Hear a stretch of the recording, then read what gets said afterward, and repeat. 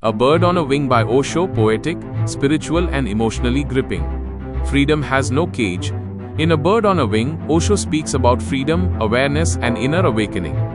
He says the human soul is like a bird born to fly, yet trapped by fear, society, beliefs and conditioning.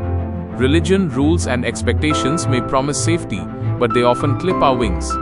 Osho reminds us that true spirituality is not obedience, it's consciousness. Not imitation, but experience. Freedom is risky, but without risk there is no growth. A bird can sit on a branch, but it trusts its wings, not the branch.